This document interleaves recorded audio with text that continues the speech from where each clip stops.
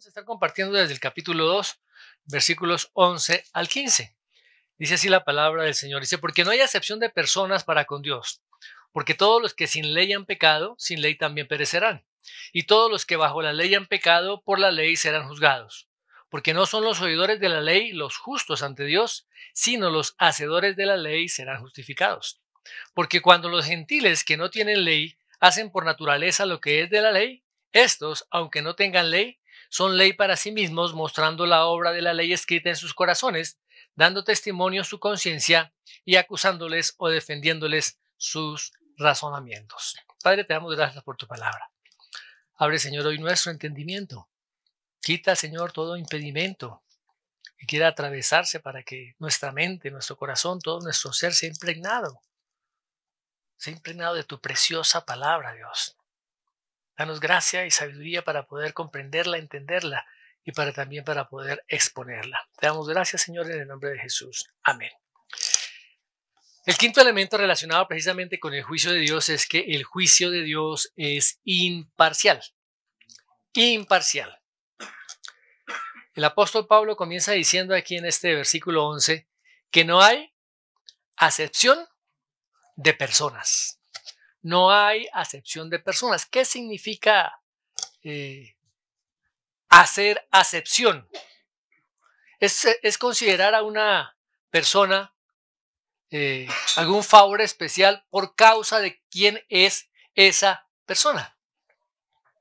Ahí estoy haciendo una acepción de personas. Cuando vemos nosotros la estatua que simboliza la justicia, una característica que tiene es que está vendada.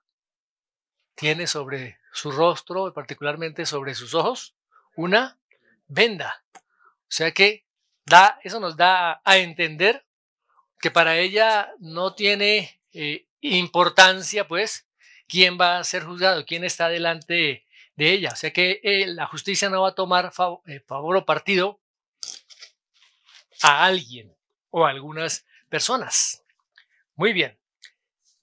Pero como nosotros vemos cada día en nuestro sistema judicial y en el sistema judicial del mundo, en ese sistema sí hay parcialidad, sí hay acepción de personas. Hasta la justicia más perfecta, la justicia humana más perfecta, tiene errores, hace acepción de personas. Pero en el día del juicio que Dios realizará, no será así. ¿Por qué? Porque Dios conoce cada detalle, Dios conoce absolutamente todo en su perfecta rectitud. Y esa justicia de Dios será totalmente imparcial. O sea que Dios no va a tomar en cuenta su posición económica, su posición social, el grado de educación que usted pueda tener, si ha sido una persona popular o si es bastante atractivo físicamente. No va a tener en cuenta absolutamente nada, ni qué tanto dinero tuvo en el banco, nada. Y ese juicio de Dios imparcial va a determinar el destino final de esa persona. Recordemos que una de las criaturas más espectaculares, excelsas, espléndidas que hizo o que creó Dios fue Lucifer, ¿cierto? El lucero de la mañana. Pero ¿qué pasó con él? Dice que su corazón se llenó de ambición, de orgullo, quiso estar por encima de Dios. Dice, seré semejante al Altísimo. ¿Y qué pasó con Lucifer? Dice que fue derribado desde la posición más alta hasta las profundidades del Seol. Lo dice allá en Isaías capítulo 14, versos del 12 al 15. O sea que en el más exaltado, el más grande, se convirtió en el más bajo, en el más rebajado. Y en esa posición que Dios lo había colocado, pues tenía todo el favor y todo el mérito de Dios a favor de él. Pero por cuanto tenía una posición más alta y más excelsa, también su rebelión fue aún más dañina, más maligna, y por eso también recibirá un castigo mucho más grande. que cualquier otra criatura que pueda ir al infierno. Ahora, la Biblia en muchos lugares habla acerca de la acepción de personas. ¿Recuerdan cuando Pedro vio cómo Dios estaba obrando en la vida de Cornelio? Y él pudo decir allá en Hechos capítulo 10, 34. Dice, en verdad comprendo que Dios no hace acepción de personas. Los judíos hacían acepción de personas. Ellos se creían que eran el pueblo escogido, el pueblo apartado. ¿Sí? Y pues Dios escogió y Dios apartó al pueblo. Pero el pueblo se apartó del camino del Señor y pensaban que por ser simplemente descendientes de Abraham ya tenían garantizado la entrada al cielo, no serían juzgados. El apóstol Pablo también allí en Gálatas, veamos lo que dice en Gálatas capítulo 2, verso 6. Pero de los que tenían reputación de ser algo, lo que hayan sido en otro tiempo, nada me importa. Dios no hace acepción de personas. Y ahí en el capítulo 6 también de Gálatas capítulo 6, verso 7, dice el apóstol, no os engañéis, Dios no puede ser burlado, pues todo lo que el hombre sembrare, esto también segará. Hay una consecuencia de lo que se siembra. Hay una consecuencia de lo que se planta. Va a haber un fruto. Mire lo que dice el versículo 8. Porque el que siembra para su carne, de la carne segará corrupción, mas el que siembra para el espíritu, del espíritu segará vida eterna. Vez tras vez en la palabra se advierte, Dios no hace acepción de personas. Dios no hace acepción de personas. A veces creemos que nosotros somos especiales para Dios, ¿no? Es que yo soy un hijo de Dios y tengo derecho a reclamar. Miremos lo que dice el apóstol Pedro ahí en su primera carta. Primera de Pedro 1:17. Y si invocáis por Padre a aquel que sin acepción de personas juzga, según la obra de cada uno, conducíos en temor todo el tiempo de vuestra peregrinación. Ahora, el hecho de que Dios sea imparcial no excluye el hecho de que Él tenga en cuenta los diversos grados de luz espiritual o de iluminación espiritual que tienen las personas. Y aquí el apóstol Pablo hace mención de dos grupos distintos de pecadores. ¿Cuáles son? Los que no han tenido la oportunidad de conocer la ley de Dios y los que han tenido esa gran oportunidad. ¿Cuál ley? Pues la ley que Dios dio a través de Moisés al pueblo de Israel. O sea, ¿quiénes son los que están sin ley? ¿Quiénes son los que están sin ley? Los gentiles, ¿cierto? Los gentiles. Ahora, no es que los gentiles no sean conscientes de Dios. No es eso. Tampoco que los gentiles no tengan un sentido de lo que es lo bueno y lo malo. Recuerdan que en el capítulo 1, en el versículo 20, dice que los que han pecado sin ley también perecerán. O sea, serán juzgados de acuerdo a su conocimiento. Si hay un conocimiento limitado de Dios, serán juzgados con esa limitación, de acuerdo a ese conocimiento. Que pues ahí se incluye la mayoría de las personas que han existido en el mundo. Hoy tenemos una gran proliferación de medios de comunicación, lo que antes no había existido.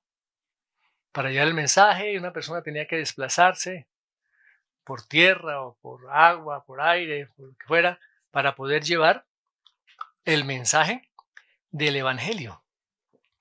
Y hoy, a través de redes sociales, a través de la internet, un mensaje puede llegar a millones de personas en unos cuantos segundos. Pero la mayoría de las personas en el mundo no han recibido las enseñanzas de la palabra. No conocen cuál es el camino realmente que conduce a la salvación. Pero no por eso tienen excusa. Ojo, no por eso tienen excusa. Porque Dios ha dado una revelación natural. Recuerden que en ocasiones pasadas habíamos hablado de eso. Esa revelación natural por medio de la creación. Y ha puesto testimonio en el corazón del hombre, en sus conciencias, de lo que es bueno y de lo que es malo, de si son culpables, si son responsables. Por eso el apóstol dice ahí que también perecerán sin ley. ¿Qué significa perecer? No es que sean destruidos, no es que sean, aniquilados. Tiene que ver es con destruir, no con aniquilar. O sea, cómo ese propósito de Dios fue totalmente desvirtuado por el hombre. El Señor Jesús también utilizó este término, perecer, cuando Él habla que allí, en el sitio de tormento, será el lloro y el crujir de dientes. ¿Para qué Dios creó al hombre? Dios creó al hombre para su gloria. Pero cuando el hombre rehúsa acudir a Dios, el hombre rehúsa acogerse a ese propósito original de Dios, ¿qué pasa con el hombre? Son seres que ahora están bajo condenación y bajo destrucción. O sea que los gentiles perdidos que no se han acogido a ese conocimiento de Dios van a ser condenados. Y de igual manera también los judíos. De igual manera también los judíos. Ahora, pero hay una diferencia entre los dos. Porque al pueblo judío le ha sido revelada la ley, la voluntad de Dios, plenamente a través de las sagradas escrituras. A los gentiles no. Por eso el Señor establece claramente ese principio, ¿no? Cuando ilustra la parábola de que un señor se fue lejos y después de ese largo viaje regresa a ver cómo están los esclavos. Allá en Lucas 12, 47 y 48. Dice, aquel siervo que conociendo la voluntad de su señor no se preparó ni hizo conforme a su voluntad, recibirá muchos azotes. Mas el que sin conocerla hizo cosas dignas de azotes, será azotado poco. Porque a todo aquel a quien se le haya dado mucho, mucho se le demandará. Y al que mucho se le haya confiado, más se le pedirá. ¿Y a quiénes el Señor confió más? ¿A quiénes el Señor les dio más? Precisamente al pueblo judío, al pueblo de Israel. Por eso el apóstol dice que todos los que debajo de la ley, los que bajo la ley han pecado, por la ley serán juzgados. O sea, estas personas han tenido ese beneficio de conocer la ley del Señor y van a ser juzgadas de acuerdo a ese conocimiento que tienen de la ley. Pero la persona que no tiene acceso a la ley, ¿qué va a pasar con ella? También va a ser juzgada, según el conocimiento que esta persona tenga de Dios. ¿Queda claro? Ok. Ahora, nosotros que conocemos el Antiguo Testamento, nosotros que conocemos el Nuevo Testamento, también vamos a ser juzgados. Porque tenemos un mayor conocimiento de Dios. Se nos va a pedir más a nosotros, incluso a los judíos de la antigüedad. Porque nosotros tenemos un mayor conocimiento de Dios. O sea que somos más responsables. Más responsables. Recuerda que el Señor Jesús dijo que habría un castigo severo para las ciudades de Corazín, Betsaida y Capernaum. ¿Un castigo mayor para esas 3 ciudades? ¿Por qué? ¿Por qué? El Señor Jesucristo vivió en medio de ellos y realizó muchos milagros. Fueron testigos de muchísimos milagros del Señor Jesucristo, pero esas ciudades lo rechazaron como rey, lo rechazaron como Mesías. Tuvieron el privilegio de conocer personalmente al Hijo de Dios. Y el Señor dice, mire, el día del juicio les va a ir mejor a las ciudades de Tiro, Sidón y de Sodoma que a ellos. Es bien complicado, mis amados hermanos. Muy bien. ¿Quién ha desperdiciado las mayores oportunidades espirituales? ¿Quién ha tenido la oportunidad de conocer más y más del Señor a través de su palabra y la iluminación del Espíritu Santo? Y quien ha desperdiciado, mis hermanos, estas oportunidades va a tener un juicio mucho más severo.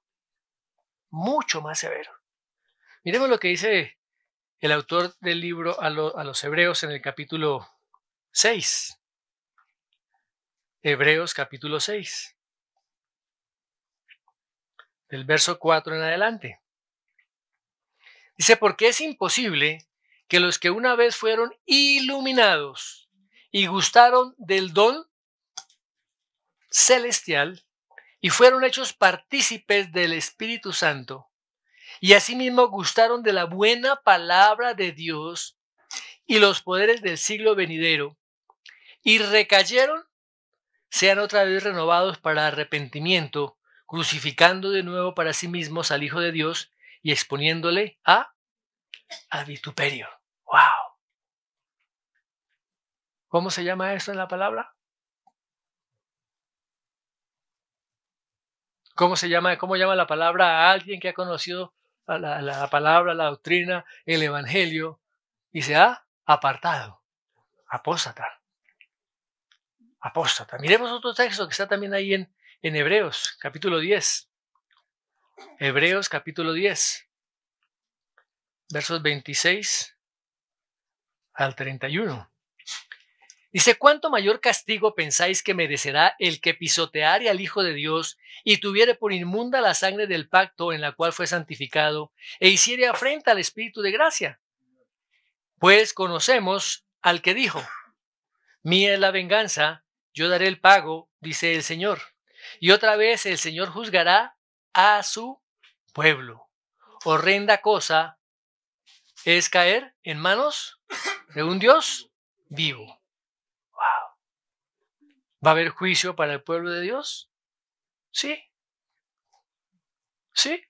Pero ¿quiénes saldrán bien librados de ese juicio? ¿Quiénes? Los que han obedecido la palabra del Señor. Los que han creído en la obra del Señor Jesucristo. Por la fe han recibido la salvación. Y esa salvación tiene como fruto las obras que Dios ha preparado de antemano. Muy bien. Sigamos ahí en Romanos capítulo 2, versículo 13. Dice, porque no son oidores de la ley los justos ante Dios, sino los hacedores de la ley serán justificados. Hay otro texto también que menciona el apóstol Santiago. Allá en Santiago 1, miremos allá Santiago 1, capítulo versículo 22 y 23. Pero sed hacedores de la palabra y no tan solamente oidores, engañándoos a vosotros mismos, porque si alguno es oidor de la palabra, pero no hacedor de ella, este es semejante al hombre que considera en un espejo su rostro natural, porque él se considera a sí mismo y se va y luego se olvida de cómo era. Wow. Hay una gran diferencia entre ser buen oidor, y ser hacedor de la palabra. Recuerdo que en la universidad, cuando entramos a estudiar, entraron algunos muchachos como asistentes. Nosotros estábamos matriculados para hacer la carrera, pero algunos entraron como asistentes. A estos asistentes se les exigía pues que asistieran a las clases, pero a ellos no se les hacía exámenes ni se les daba ninguna calificación. Estas personas estaban oyendo, pero nosotros sí éramos evaluados por lo que habíamos escuchado y habíamos hecho. Porque esa carrera es una carrera teórico-práctica. Es aprender en la teoría y lograr hacer lo que se ha enseñado. Ahora, durante el tiempo de Pablo, la escritura general, la enseñanza en las sinagogas no se centraba en la escritura. Se centraba más que todo en todos los sistemas de tradiciones que el hombre había fabricado, que los rabinos habían creado. Y con frecuencia la palabra de Dios, si era leída en algunos textos, no se explicaba, no se llevaba a que la gente realmente la pudiera conocer. O sea, se convertían simplemente en oidores de la ley y nada más. Hoy en día pasa eso en las iglesias. En las iglesias hay muchas personas que se han convertido simplemente en asistentes. Yo no fallo ningún domingo. Yo estoy permanentemente en el discipulado. Yo estoy en esto, lo otro, yo diezmo, yo hago. Mis amados hermanos, el ser asistente y oyente pasivo de la palabra nos lleva a estar bajo juicio y bajo condenación. Si no hay obediencia a la palabra, usted tendrá un mayor juicio. Todos nosotros tenemos mayor juicio. Hemos escuchado la palabra. Hemos escuchado las doctrinas de la palabra de Dios.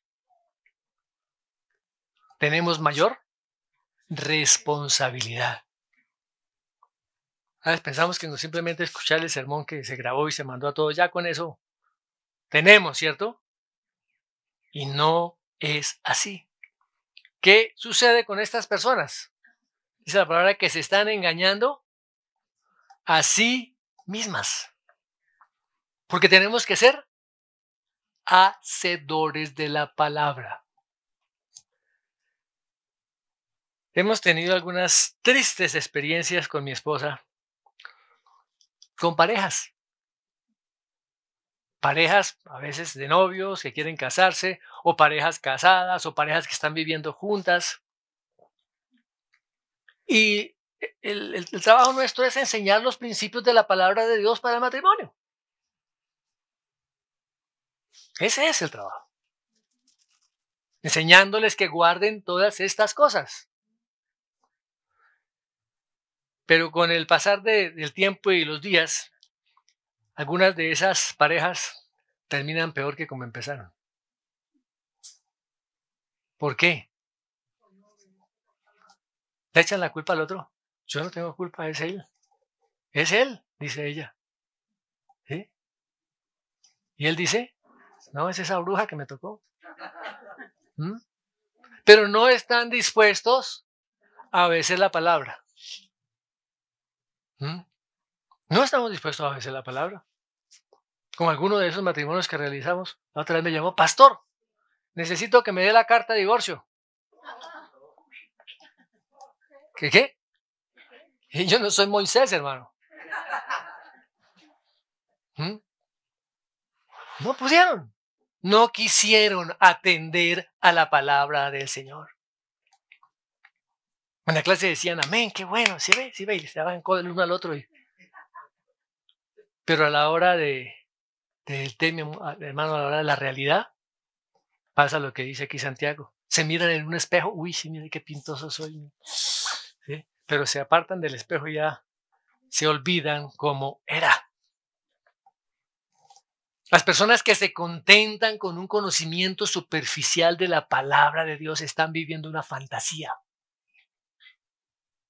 Ojo, están viviendo una ilusión espiritual, pensando y creyendo que son salvas cuando en realidad no lo son. Y tenemos que vernos a la luz de la palabra del Señor. Chévere, qué bueno, amén, pastor, qué predica tan poderosa.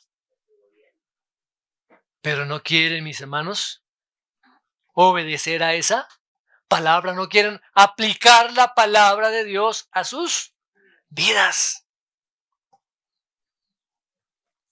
Su corazón no ha sido transformado, no ha nacido de nuevo. El hecho de que una persona conozca lo que Dios quiere, conozca la Biblia, conozca su voluntad, pero que no obedezca a esa palabra, lo que está diciendo en su corazón es, yo no lo creo ni lo acepto. ¿Por qué yo? Pero sigo siendo a veces un muy buen religioso.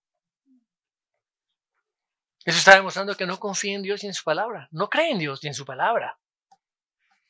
¿Y qué pasará con estas personas? Va amontonando cada vez más culpa y ira para el día del juicio.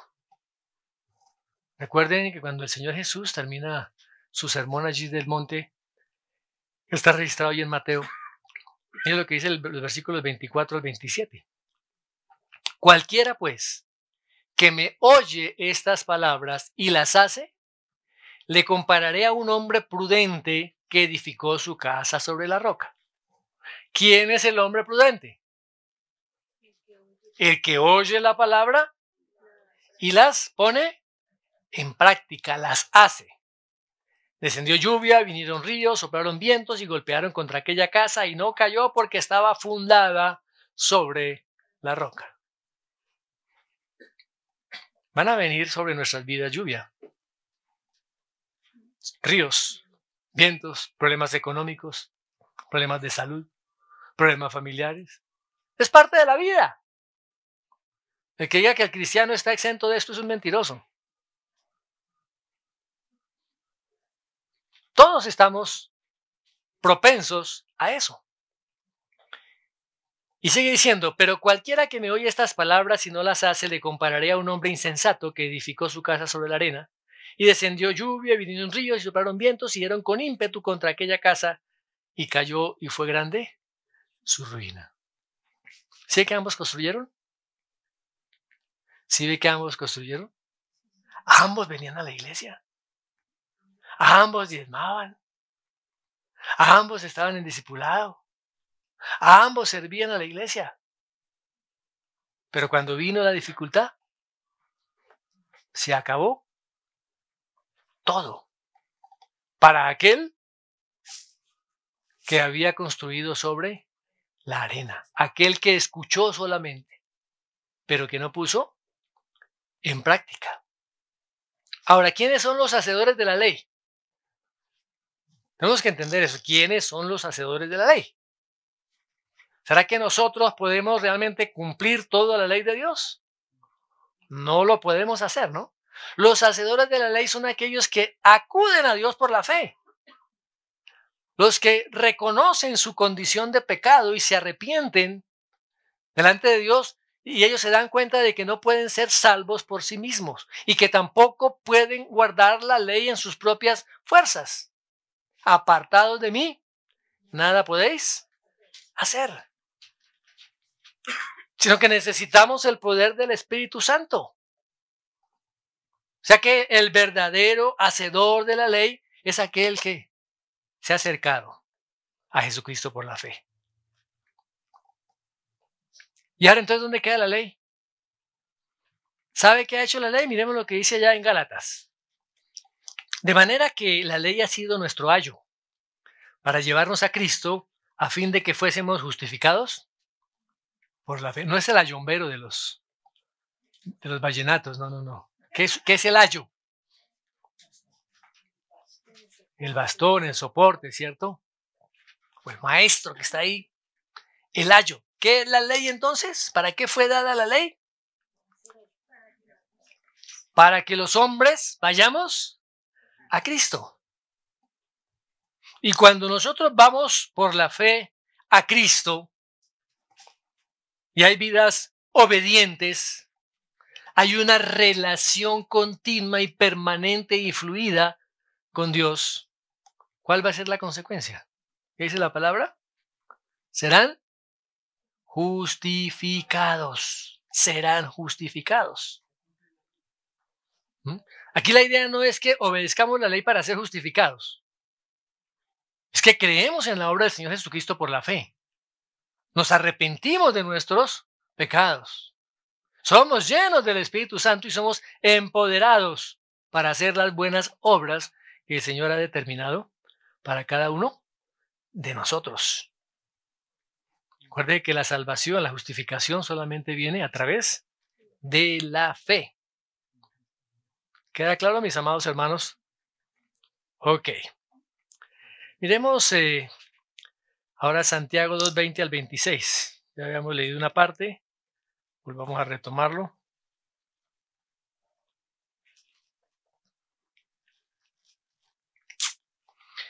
¿Mas quieres saber, hombre vano, que la fe sin obras es muerta? ¿No fue justificado por las obras Abraham, nuestro padre, cuando ofreció a su hijo Isaac sobre el altar? ¿No ves que la fe actuó juntamente con sus obras y que la fe se perfeccionó por las obras? Y se cumplió la escritura que dice, Abraham creyó a Dios y le fue contado por justicia y fue llamado amigo de Dios. Vosotros veis pues que el hombre es justificado por las obras y no solamente por la fe. Asimismo también Rahab, la ramera, ¿no fue justificada por obras cuando recibió a los mensajeros y los envió por otro camino? Porque como el cuerpo sin espíritu está muerto, así también la fe sin obras está muerta. ¿Qué produce una vida que ha nacido de nuevo? Las buenas obras. Las buenas obras. Muy bien. Ahora, mis amados hermanos, dice que los gentiles serán juzgados sin la ley, pero ellos tienen la revelación natural de Dios que ha hecho en la creación, que ha colocado en sus corazones. Por eso la palabra dice ya antes en el versículo 18 al 32 de Romanos que ellos serán también juzgados, son culpables y dignos de muerte. Y dignos de muerte. ¿Qué sigue diciendo Pablo? Porque aquí pueden surgir algunas preguntas. Pueden surgir algunas preguntas. ¿Cómo cuáles? Miremos en el versículo 4, versículo 15 del capítulo 4 de Romanos. Romanos 4:15. Pues la ley produce ira, pero donde no hay ley tampoco hay transgresión. ¿Cómo así? Entonces antes de la ley no hubo pecado. Entonces, ¿qué piensan? Claro, porque Adán y Eva fueron antes de la ley. ¿Sí? Entonces dice que Dios había escrito en su conciencia el sentido del bien y el mal. Y miremos lo que dice Pablo. Dice, cuando los gentiles que no tienen ley hacen por naturaleza lo que es de la ley, ¿qué significa que eso? ¿Que ellos son ley? para sí mismos. O sea que están mostrando la obra de la ley que está escrita en sus corazones y da testimonio su conciencia. O los acusa o los defiende en lo que ellos razonan, en lo que ellos piensan. Ahora, hay algunas razones por las cuales los paganos se pierden. Y vamos a verla. Y lo primero, como ya hemos dicho anteriormente, es porque ya han rechazado el conocimiento que tienen de Dios a través de la creación. Rechazaron a Dios, viendo la creación, viendo todo lo que Dios había hecho y lo rechazaron. Por esa causa tienen condenación. Un segundo aspecto es la conducta que ellos tienen. ¿Sobre qué se basa esa conducta? Sobre la ley que está escrita en sus corazones. A través de la historia ha habido muchísimas personas que han sido personas buenas, que han sido personas honestas en sus negocios, que han respetado a sus padres, que han tenido familias ejemplares, que no han sido adúlteros, que han formado a sus hijos adecuadamente, personas que son generosas con los que tienen necesidad, personas que hacen buenas obras. Y esas buenas obras, pues la palabra del Señor las elogia, ¿no? Pero ¿cuál es el criterio de justicia de Dios para estas personas? Así como también hay situaciones que se condenan, como el robo, como el homicidio, como la inmoralidad, que en muchas culturas también son ilegales. Pero entonces, ¿cómo va a ser ese juicio? Dios utiliza también a personas no cristianas para sus propios planes, sus propios propósitos. ¿Recuerdan a Darío? Hace poco lo estuvimos viendo, ¿cierto? Los oficiales que protegieron a Pablo cuando iba siendo encarcelado. Los habitantes de Malta que acogieron a Pablo cuando él estuvo allí con varias personas en su viaje. Han sido personas que han hecho cosas buenas. O sea, son personas éticamente buenas, ¿sí? Éticamente morales. ¿Por qué? Porque esa ley de Dios estaba escrita en sus corazones. Pero si estas personas, así de buenas, no depositaron su confianza en Dios, en el Dios verdadero, esas mismas obras, darán testimonio el día del juicio en contra de ellos. ¡Wow! Un tercer aspecto por los cuales los paganos son condenados es debido a la conciencia. Los que no tienen el privilegio de conocer a Dios a través de la escritura, de todas maneras en su conciencia le da testimonio. En la conciencia hay un testimonio, o sea, hay un conocimiento. Hay un conocimiento. Así nadie les haya hablado de Dios. Hay una parte, un sentido instintivo hacia el bien y hacia el mal. Y eso también los lleva a sentirse culpables o no cuando hacen determinadas cosas. ¿Vamos? Muy bien. Ahora, la conciencia puede tener diferentes grados de sensibilidad, dependiendo precisamente del conocimiento del bien y del mal, y los sentimientos que haya frente a esas situaciones. Una persona que tiene conocimiento suficiente de la palabra de Dios, ¿cómo será la conciencia de esa persona? Será una conciencia muy sensible. Muy sensible. A diferencia de aquella persona que nunca ha tenido la oportunidad de conocer las Escrituras, pues su conciencia será menos sensible. Ahora, la sensibilidad en el que conoce del Señor puede variar. Puede haber diferentes grados de sensibilidad. La persona que ha escuchado la palabra, que ha escuchado el Evangelio y ha sido obediente al Evangelio, es una persona que tiene una sensibilidad en la conciencia muy fina. A diferencia del que ha escuchado el Evangelio y no lo ha obedecido, ha resistido la palabra de Dios.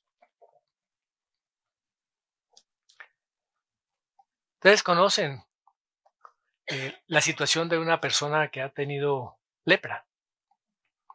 ¿Qué sucede con una persona que es leprosa? Ella pierde la sensibilidad de sus extremidades, de su nariz, de sus orejas, de sus manos, de sus pies. ¿Sí? No es que la lepra cause que se dañen los tejidos. Lo que sucede es que la persona, al no tener sensibilidad, fácilmente se puede machucar, arrancar medio dedo y no siente. Se puede cortar y no siente. ¿Sí? Se puede infectar y no siente. ¿Por qué? Porque está anestesiada sus terminaciones nerviosas. Insensible. O sea que no atiende las señales. No atiende las señales. Pasó por una esquina y se pegó con el pie, casi se arranca el pie, el dedo pequeñito del pie y no le dolió. Pasa eso con muchos cristianos. Cuando no obedecen la palabra del Señor, la conciencia se va endureciendo, se va cauterizando, va perdiendo sensibilidad. Y tarde o temprano ya no va a sentir nada. ¿Pero qué de malo tiene? ¿Qué de malo tiene? Todo el mundo lo hace.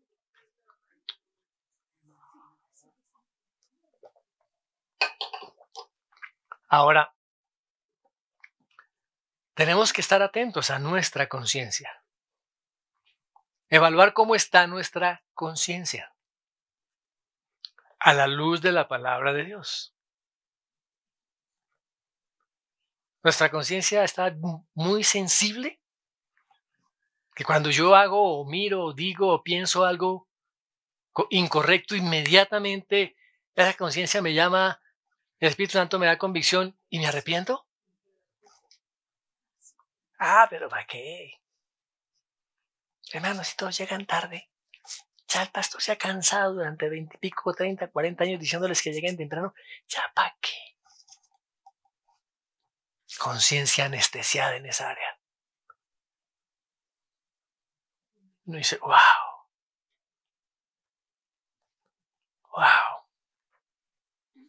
Ahora, el apóstol Pablo también dice, yo tengo que ser muy cuidadoso con mi conciencia y también ser cuidadoso con la conciencia de otros. Un cuarto aspecto, mis hermanos, es que comienzan a razonar. A razonar no la palabra del Señor, no a meditar la palabra del Señor. Sus propios razonamientos. O los acusan o los defienden. Viene la palabra del Señor y comienzan a defenderse. Esto no es para mí. Esto está bueno para Pedrito que no vino. Lástima que no había venido. Está bueno para Claudia. Está bueno. Y no apropiamos la palabra.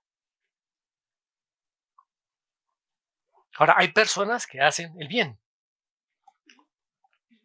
Por ejemplo, una persona de una policía de cualquier país del mundo que tiene en su conciencia el defender a la población de los delincuentes, a defender a los pobres, está haciendo cosas buenas. ¿Cuál es su motivación? ¿Cuál es su motivación? Pues el conocimiento que hay internamente, ¿cierto?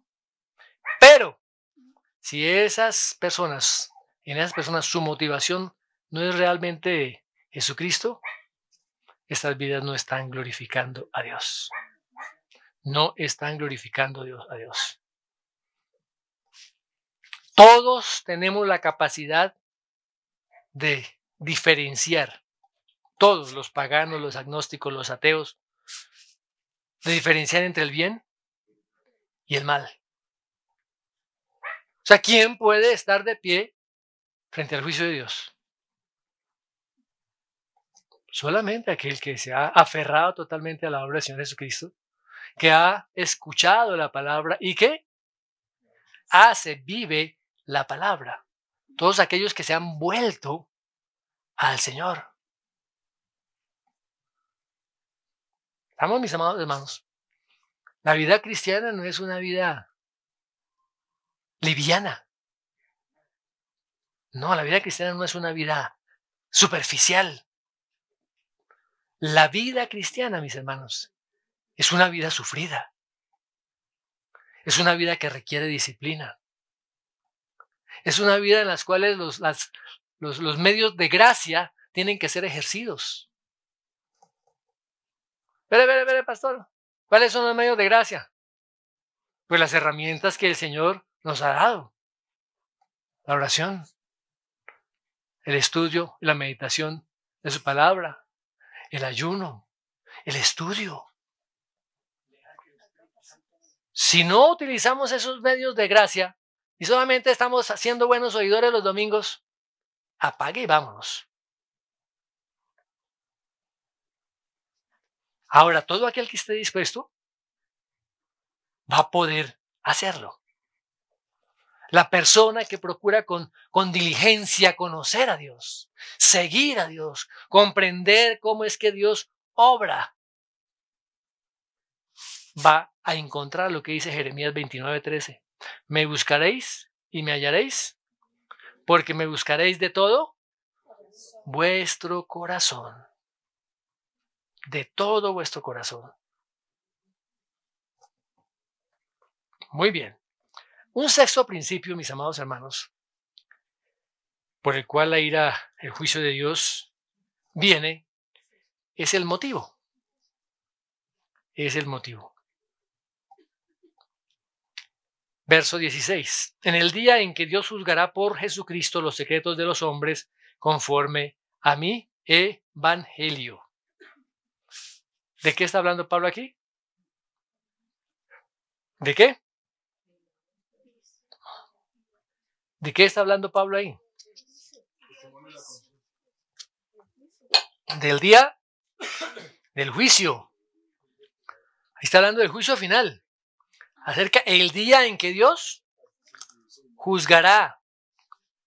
Verso 16. El día en que Dios juzgará conforme a mi evangelio. Y es una base totalmente válida para el juicio. ¿Y cómo juzga Dios? Dice que por Jesucristo los secretos de los hombres. Yo creo que todos tenemos algún secreto que no quieren que nadie lo sepa.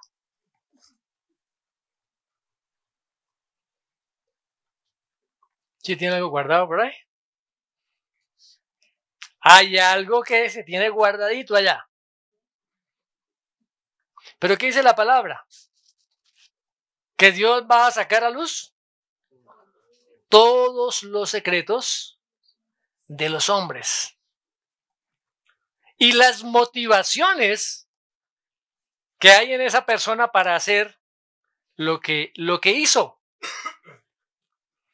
Si esas obras que hizo realmente estaban motivadas por la carne. Quiero que me vean que sí sirvo, que yo hago, que yo doy, que yo hablo, o si son obras que realmente proceden del Espíritu. Miremos lo que le dijo David a su hijo Salomón allá en el primer libro de Crónicas 28:9. Dice, sirve a Dios, dice, con corazón perfecto y con ánimo voluntario, porque Jehová escudriña los corazones de todos y entiende todo intento de los pensamientos. Él conoce cuáles son nuestras intenciones.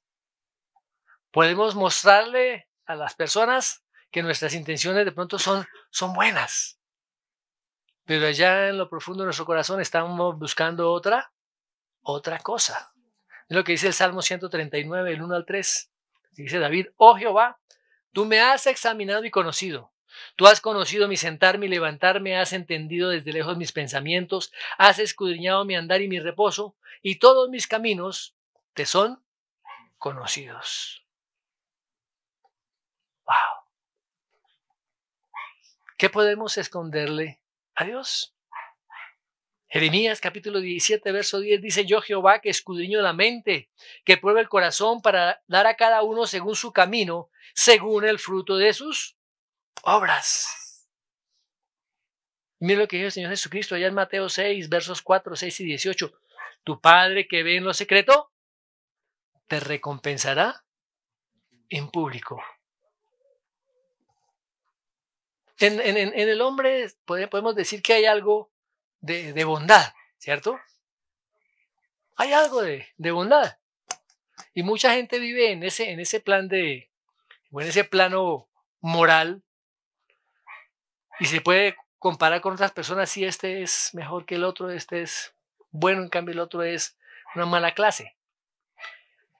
Pero esa no es la bondad que satisface a Dios. Porque cualquier cosa que hagamos nosotros por motivos diferentes a la gloria de Dios no sirve para nada. Pero si lo hacemos para la gloria y en el poder del Señor, va a ser verdaderamente bueno. ¿Qué produce la carne? Muerte, imperfecciones, ¿cierto? Cuando las cosas que son motivadas y dadas por el Espíritu producen vida. ¿A quién queremos impresionar? ¿Al pastor? ¿A los hermanos? ¿A quién queremos impresionar? Fíjese lo que le pasó a David, ¿cierto? Siendo rey, siendo ungido por Dios. ¿Qué hizo? Se convirtió en un adúltero y en un asesino, hermanos. Esas ofensas eran ofensas capitales. O sea, Dios tenía todo el derecho de decirle: hasta aquí llegó tu hora. ¿Sí? Pero ¿qué hizo Dios? No lo mató, ¿cierto? ¿Por qué? Porque la motivación y el sentir que había en su vida estaba enfocado hacia la adoración a Dios. Dice la palabra que era un hombre conforme al corazón de Dios. En él no había ambición, egoísmo, injusticia. Procuraba servir a Dios. Y él estuvo dispuesto a reconocer y a confesar su pecado y a abandonarse a la bondad y a la misericordia del Señor. Pero miremos otro caso: Judas. Judas, un seguidor del Señor Jesucristo, Judas Iscariote. Exteriormente era un hombre recto, contador. ¿Sí ven que era contador? No sé, me asustan los contadores, ¿no? Era el que llevaba las cuentas del ministerio de el Señor Jesús. Un hombre religioso, se declaró como seguidor del Señor Jesucristo. Pero ¿cuál era la motivación que había en el corazón de él? Menospreció finalmente a Cristo.